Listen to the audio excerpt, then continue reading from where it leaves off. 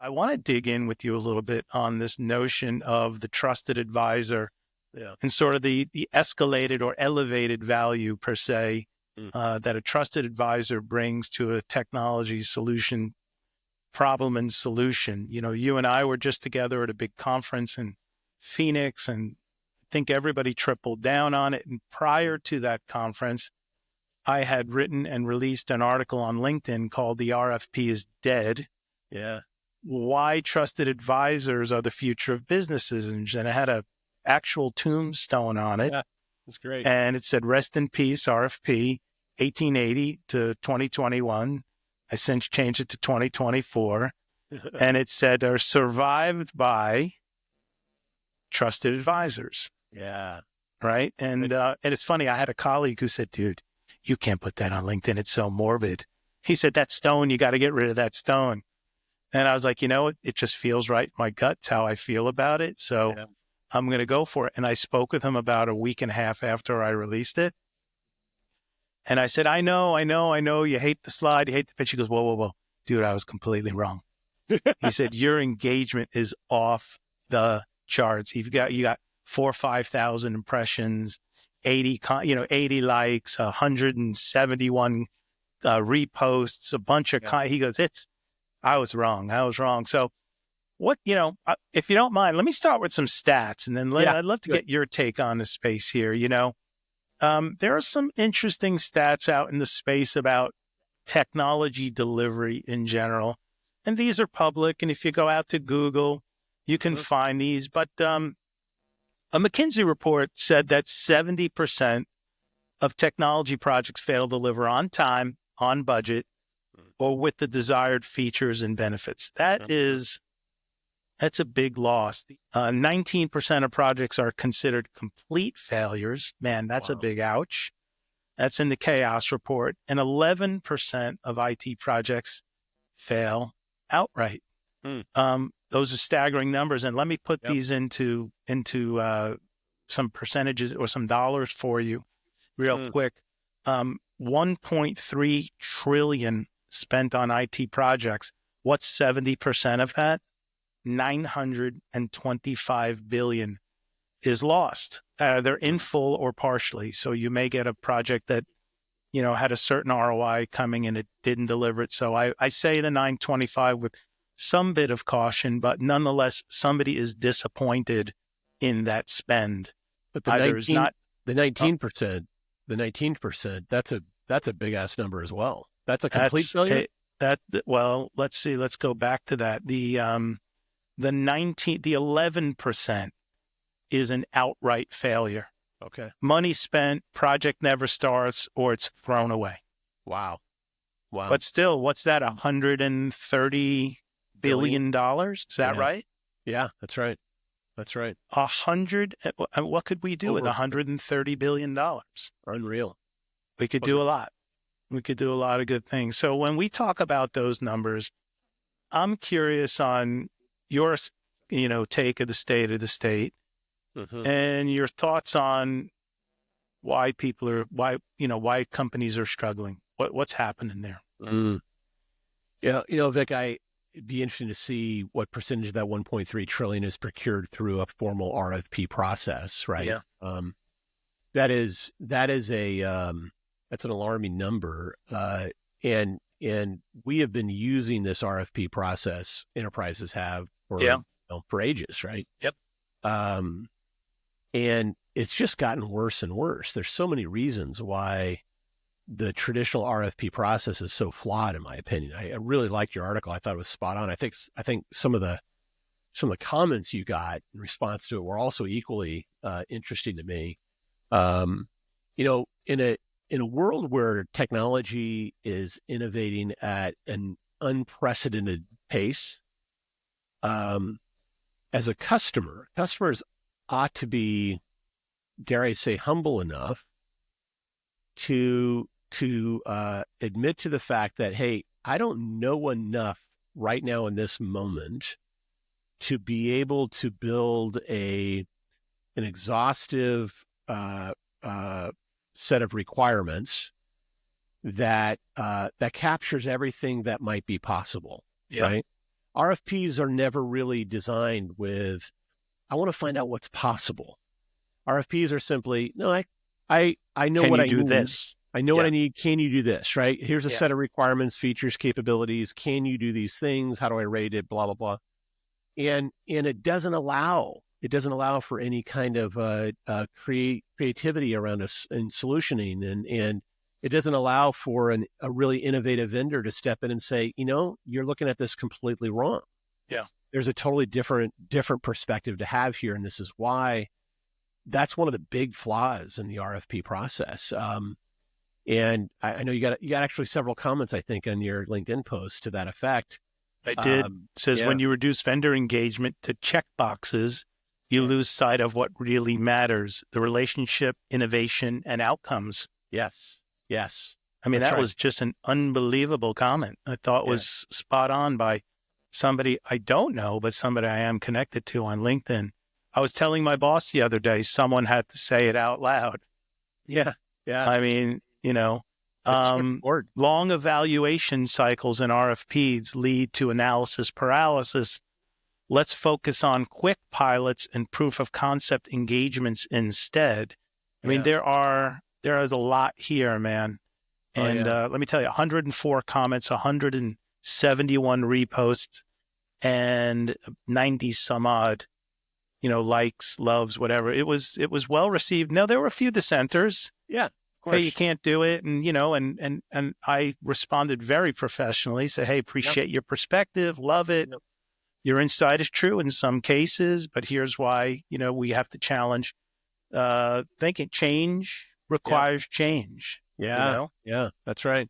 The cynic in me also knows that most RFPs have some bias built into them from the get-go Mm, when they're yeah. written, right? In fact, I've always told my sales organizations over many years that don't bother responding to an RFP unless you helped write it. Yeah. And I think there's it's probably something that people don't like to talk about at enterprises, but inevitably there's somebody that is helping an IT leader, a technology buyer, craft that RFP. Yeah. And no way you can craft an RFP without building some bias into it, right? Which again limits the possibilities of what you actually might get in return. Yeah. And yeah, so it's broken. It's broken. And I think one of the other problems, Andrew, in my experience, not only being on the side of the desk that has put our fair share of them out many years ago, Yeah. but now on the side that receives and helps write or respond to them, Sure. um, there is a sense of a decrease in value when people at the company feel like they need to go outside Mhm. to bring information in. They don't want to feel unimportant. This is one of the personal growth, first, step, second step, third step, depending on where in your journey. But, asking for help is not a weakness. It's a strength. Yeah. Yeah. You can't, just because you put your first toe on the turf doesn't mean you're going to score all the points in the Super Bowl. Right. You need a team, and we could make every team analogy known to man Yep. for the next hour, and everyone would ring and resonate with somebody different. But, what we try to do as trusted advisors and people in our space who are, you being at the tip of the spear, looking for the newest, latest, innovative, solutions, trying to understand and fit, then meeting with folks like me and saying, hey, what are you hearing from your customers? Does this really look like it'll bring some value to them? Mm-hmm. And then you and I usually will find a spot where we go, wow, that's a home run, right? And then my job, is to bring it to the marketplace and sort of try to get people to envision what could be. But Yes. you're dealing with egos, and it's very difficult. And I don't say that disrespectfully. Mm-hmm. Mm-hmm. I have respect for people's work. I always make sure that, when I'm in somebody's company, I don't want the credit. Andrew, if you were had some job at a company and you brought me in, my job is to prop you up. My Mm. job is to make you look like the smartest person in the entire company. You're like, yep, I did my research. Yeah. I brought in this person, that person, this person, that person. I got all this great advice. Here's all the data. Here are all the stats. We're going to do POC right away, and the price is going to be right, and the ROI is going to be 32%. Yep. Yep. Yep. Yeah, it's tough. No. I like that you gave your sales folks, hey, don't participate because even though I know better, I've Yeah. participated in many an RFP over the years that Yeah. I knew was done Right. before I even submitted. But much like you said at the top with Mr. Wonderful, Yeah. I'll miss 100% of the ones I don't put something in for. So Fair. I'm going to burn a cycle just, as a Hail Mary because it might have been a big deal. I think it's interesting though that the RFP for many IT leaders is also a response to being pretty jaded about direct salespeople, right? That's a very interesting perspective. If you're a direct salesperson, your job is to sell your product, your solution. Right. Nobody else's, right? It's my way or the highway, and of course, customers get hammered all day by direct salespeople that swear up and down that their solution is the best ever. So, absence of any third party that helps me sort through that, I kind of have to do an RFP, don't I? Right? I'm kind of painted into that corner if I want to have some sort of objective way of analyzing all these different possible solutions that have been thrown at me. RFP becomes one vehicle to be able to analyze that. But as we've just discussed, that whole RFP process itself is broken. There's got to be a better way. I wonder if there is, Vic. Well, I think there is, Andrew. it is the trusted advisor. Yeah. But here's the skepticism that some receive. Yep.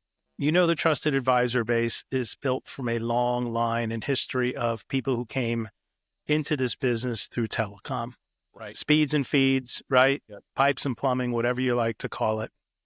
But now the choices aren't AT&T and Lumen and Verizon and whomever anymore. Right. The choices are, what is the solution that's going to ring the greatest value? Yeah. For the networks, it's stability. And it's expansive with SD-WAN and other technologies, of course, SASE and things of the like. But really, when you get into AI, automation, you're getting into a lot of things that are really going to change the shape of the customer interaction and the outcomes of the business. So there's a lot more skepticism in that space. I guess the point I'm trying to make is that not all trusted advisors are created equal. And even if you look at my my post, there are some people in there say, hey, that would be great. But the bulk of the trusted advisors throw shit over the wall. Right. They don't know what they're doing. And I get it. Just like there are a lot of bad car salespeople too. Right. But when I go into a dealership and I buy a nice car and I get a pristine and elite experience that makes me want to go back there for service, I know it can work. Yeah. Vic, I being on the TSD side of this, where we support thousands of trusted advisors. I think this is true for every TSD out there. Each one that I've been a part of and started. There is certainly the cream of the crop. It's not even an 80-20 rule, right? It's more like a 95-5 rule, right? Where 5% or maybe even less are the ones that are providing real value to end customers, challenging them to think differently, bringing them new insights that they hadn't considered before, being able to pull from a variety of new innovative solutions that can address their problems differently. And then the majority, as to your car analogy, right? Your car sales analogy, the majority are just out there about, this one goes 0 to 60 in 4.3, right? Yeah. I mean, that's a fact that's interesting, but that's not really, I can figure that out on my own. Well, I need you to tell me that. I mean, that's I can Google that and find out what the 0 to 60 speed is, right? What I want to sell Bugattis and give somebody a real experience. And no offense, I have a Chevy on the driveway that my kids drive, a truck and a Blazer, and they're amazing cars, but they were much easier decisions. Yeah. Right? They were much easier decisions, and they're great. They're absolutely great. There are a lot of reasons why there's failure in delivering technology. These two are not topical, or I should say they're not statistically backed by McKinsey or the Chaos Report. If you go out there and look this stuff up in Gartner, you're going to find 25 reasons.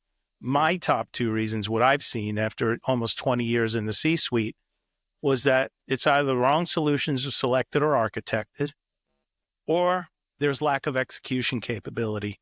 And that can be not enough resources, the wrong resources, meaning the wrong skill set.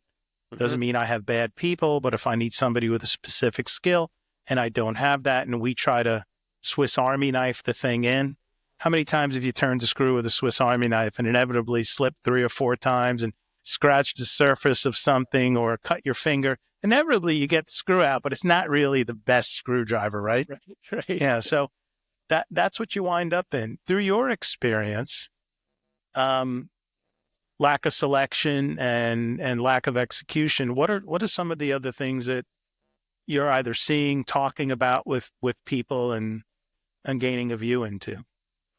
So I think for me, it's a going in, when a customer goes in blind, or with the blinders on, I should say, that I'm only considering, well, good example. I'm only considering suppliers that are in the top right of the Gartner Magic Quadrant, right? That's a great example. Just ran into that, by the way. And sure, there's credibility there, no question. But we also know that those vendors have to pay a lot of money to end up in that top right quadrant, right? It doesn't automatically mean that they're necessarily the best, most innovative solution that's kind of purpose built for that customer. And so having those blinders on limits the possibilities, right? I think there's so much that happens in the world of IT where we don't pause for a second and ask the question, that I always love to ask, which is suppose for a moment, right? Yeah, suppose for a moment. But how do you imagine potentially a very different outcome, a very different world, a very different design? I think there's the customers that are willing to go there are coming up with the most creative, most innovative approaches to technology and figuring out how that can actually help them be more competitive in a very crowded marketplace, right? And the ones that are simply saying, stubbornly somewhat, I know precisely what I need. I'm going to go find the Magic Quadrant guy that can provide me precisely what I need at the cheapest price, right? Yep. And that's what the RFP does. RFPs take away the creativity, the imagination, if you will. And every great thing that's been done around technology started with somebody imagining something, right? Imagining how something could be different. Yeah. And every significant competitive advantage that is technology driven was because of somebody somewhere saying, there's got to be a better way to do this. You right? sound like an innovator. You sound like somebody who thinks without the fear of loss. So here's an interesting perspective on the other side of that. You work in a big company, especially, and you go through a near 7 to 12 month RFP process. And hopefully alongside of that is the vendor management process, which is, looking at stuff. It take a minimum of 12 to 18 months for all of this stuff to flush out. Yep. And then you get into implementation. The bigger company you're in, everybody's got a tentacle attached to it in some way, shape, or form. So what does that do? It drives up cost. I was part of a project at a company that was estimated to come in at $130 million. When I was asked what I thought about that budget, I told them they were off significantly. And I kind of got laughed out of Dodge, so to speak, Yeah. $1.3 billion later, the project failed. And it was all about execution and all about the wrong tech. This is why I'm so heavily biased. The biggest thing I ever watched from a front row seat, and I bowed out of it before it started. I said, "This is a career ender if I do it, and it's a career ender if I don't. Yeah. I'll take the other lane. I'd like to do something else. Yeah. I'm not going to do it. I'm going to lose life from a project like this. It's not going to go well." So there was 1.3 billion. So what happens is when the numbers are that big, we're going to come full circle on this in a second. ultimately somebody, quote one of my old bosses, I need an ass. Yeah. Yeah, I need an ass. I need somebody's got to take the hit. Somebody's got to be Yeah. at blame. Somebody's got to get fired if it's not more than one person. Yeah. Hopefully the person that you want to blame has resigned and moved on and Uh-huh. done something. Otherwise, somebody's going to take a hit. So now we're back in this vicious cycle. Yeah. We're back in, oh, why did I choose Gartner upper right quadrant? Yeah, because nobody got fired for choosing upper right quadrant. Okay, check one box. Number two, was it the right technology or the wrong technology? I don't know. I took a year on RFP and 15 people scored it. And here are the results of the score. Right. Meanwhile, the scoring system is completely subjective. Yeah. If you like, fedoras and I like baseball hats, you're going to give a fedora a 10 and I'm going to give a baseball hat a 10. Right. And that's just going to be the way it's going to be. There is absolute bias in the scoring, but the people who put the project together are going to say, hey, and then they're going to say, and this is what the vendor promised, the result's going to be, and what's going to get lost is the poor implementation Yeah. and the poor execution and all of the things along the way. So I love the way you think. I think the same way. I even thought this way when I was inside of corporate environments. I was a bit different in that regard. I never wanted to choose the product just because it was deemed safe when I knew somehow it was going to be twice the price and half as effective. Yeah. When Yeah. everybody forced me, vendor management and other people said, Yeah. or do the RFP. And then, come on, man. I was funny. I was just on a presentation the other day and I walked people through, our view of the trusted advisor. And I'm going to come to another set of facts here. It's interesting. But, and I said this, I said, hey, it's pretty simple. I said, it's rigged, right? It's almost a rigged game. Well, I had a friend who missed he's thinking of coming on and joining us in a sub perspective. And he said, hey, can you send me the recording? And he's a very thorough guy. You're going to meet him someday. You're going to love this guy. He's a 10 out of 10. And he writes me back a full page of notes. I loved what you did here. I loved what you did there. And he said, and I wouldn't use the word rigged because somebody might pick it up in the political sense because, Trump says the system is rigged. And then I said, hey, listen, love him or hate him. He did not invent that word. He does not own that word. And I'm not voting for Trump by saying that the RFP is rigged. And I wrote back in big letters, it's freaking rigged. I mean, it's like, sometimes these things are decided before they start and they're rubber stamps. Right. But everybody got to check the box. And, folks They might could, not want to believe that, buddy, it's almost like RFP is the wrong acronym. It's more like CYA, right? I mean, yeah. No, that's a good one. That should be a collaborative article we work on. Yeah. There The you go. RFP is now renamed the CYA. So why trusted advisor? We started tapping into this and I took a little, page out of Drew's book. He had the whole rocket ship thing coming and that was just some avant stats. And, we're part of many ecosystems and we certainly have our favorites. But I put some notes together that, hey, you can go out and hire a consultant or you can get your inner team working. When you bring D&M on board as an example, or a trusted advisor, but I'll toot the D&M horn here for sure. First and foremost, we've got 18 professionals working in and around our company that are here working 100% towards your success. They wear our jersey, they have our badge, and in turn, they wear your jersey. And we built this proprietary customer portal that houses all your information, sits on AWS, and it's multi-tenant. You've got this great access to it.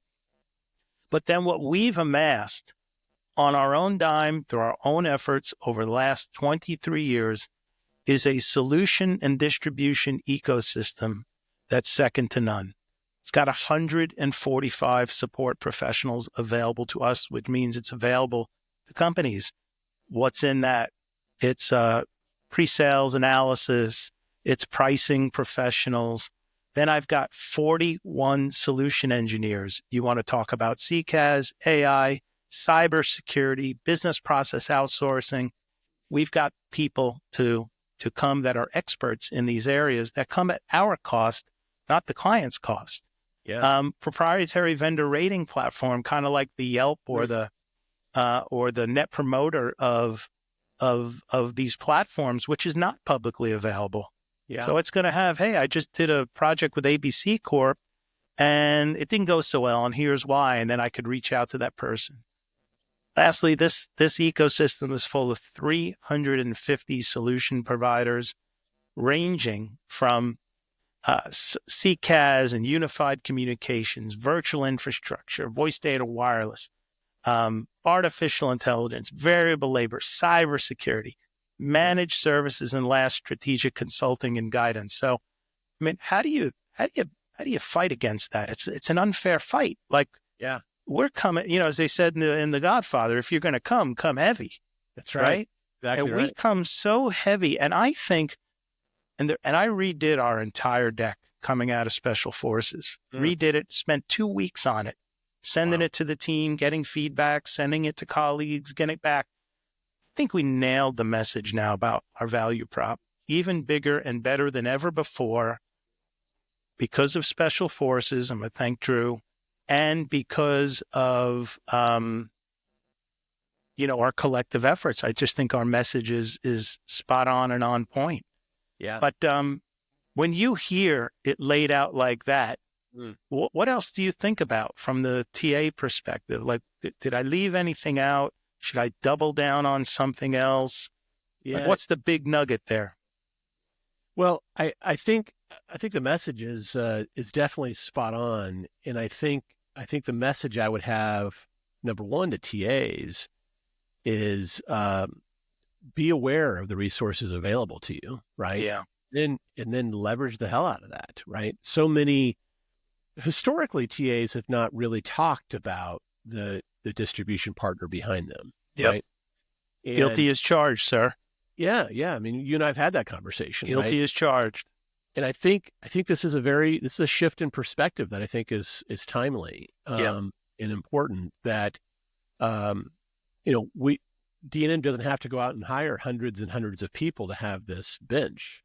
When you've got those people at the ready that are purpose built to help you grow, and I think that's the point of it. It doesn't diminish at all the value Not at all. D&M provides, right? I have to drink my own Kool-Aid. It's not a sign of weakness. It's a sign of strength. Exactly, and I tell people now, my ecosystem is like the National Guard. Yeah. I get to call it up whenever I need it. Oh, that's good. Right? Yeah. I get up to call. It's like the National Guard. You need a little help, you call in for a little help. Yeah. You don't need help. These people who are trained go back to their day jobs, and they offer help where they can. I just, sorry for the distraction. I just got a completely random text from a guy that you and I both know really, really well, who maybe, I think he was once considered the godfather of this space, of the TSD. You got, the godfather. Godfather, that's right. Yeah. Isn't that funny? Big shout out. He knows we're chatting, so he's trying to get on the innovation. I want to hit the last few points here just to sort of wrap up our segment. So, 1, 2, 3, 5 key areas as to why, if I were just sitting next to somebody and talking about why the trusted advisors are the future of business decisions, I would say, hey, first of all, you should choose expertise over RFPs and forms. Mm-hmm. Trusted advisors offer deep expertise, tailored to unique business needs.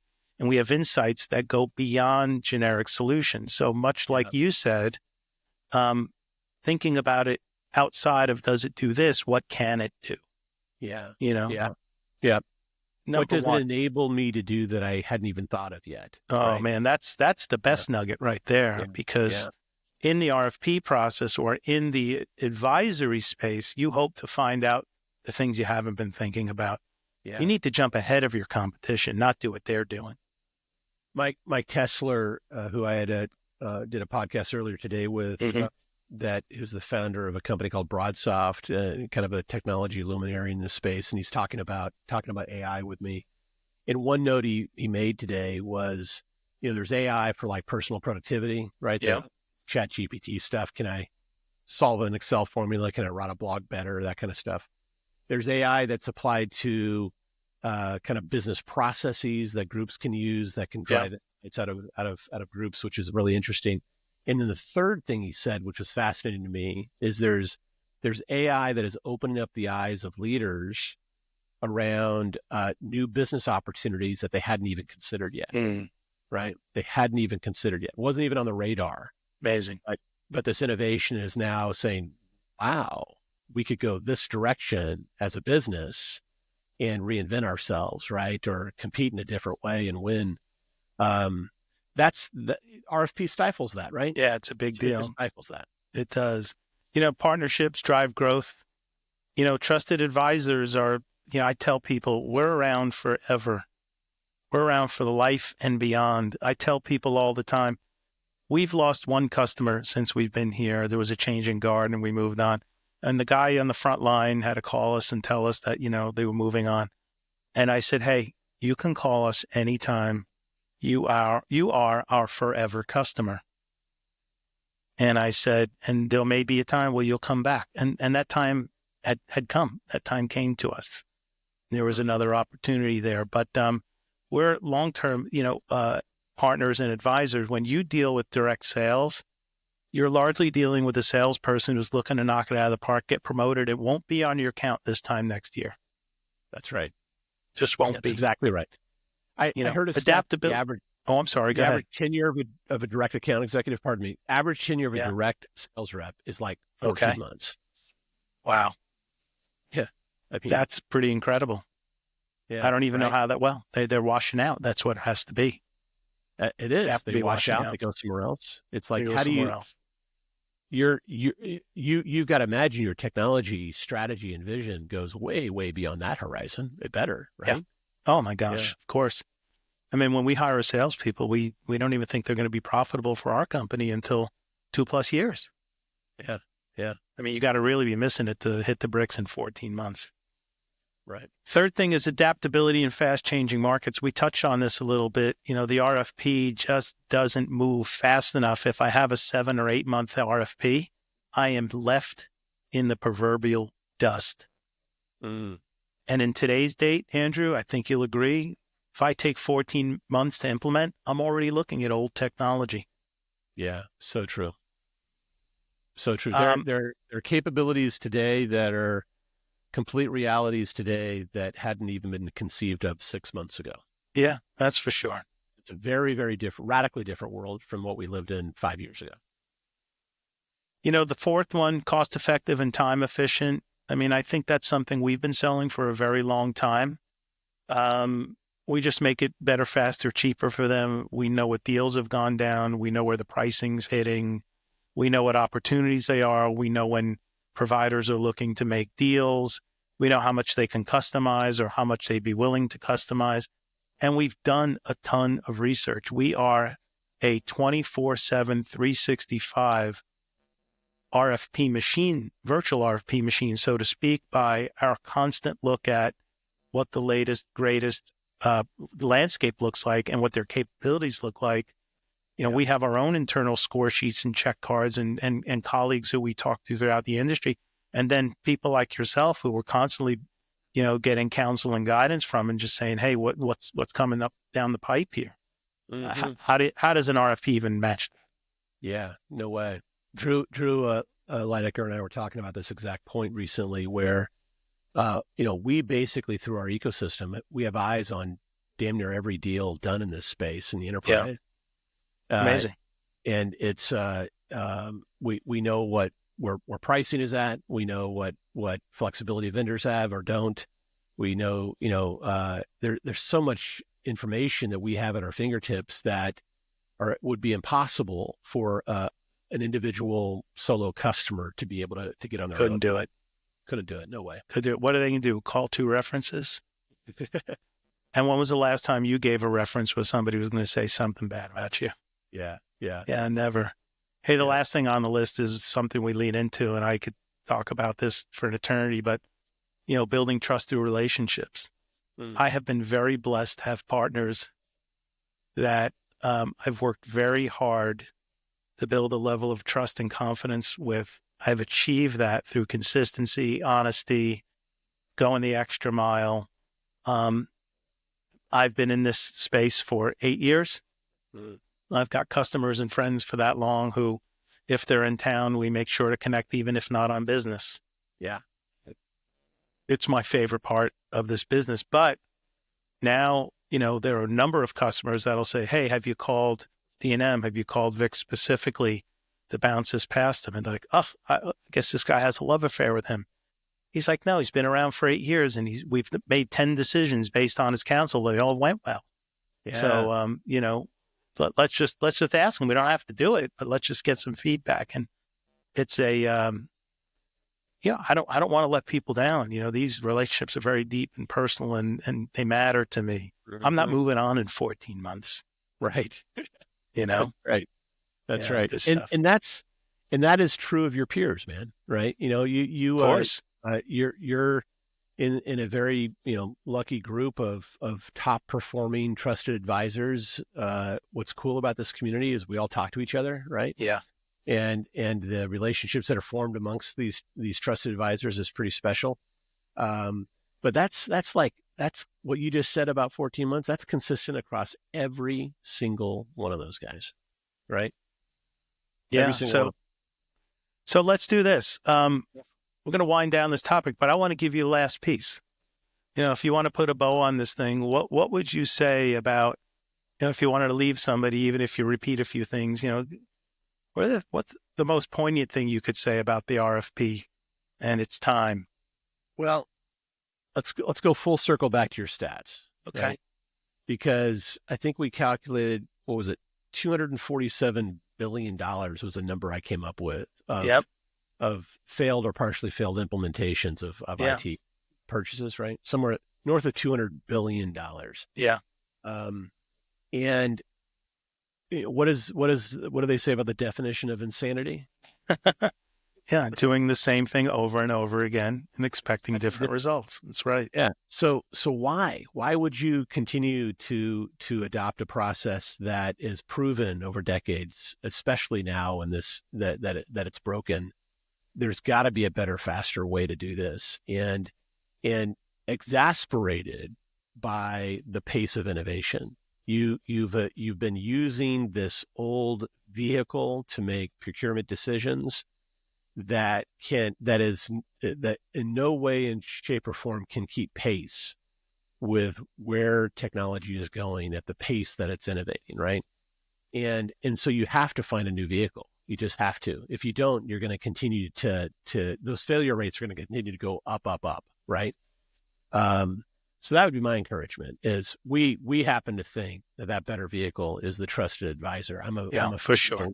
And if there's a customer listening to this that hasn't yet explored that, it's a game changer. It is absolutely a game changer.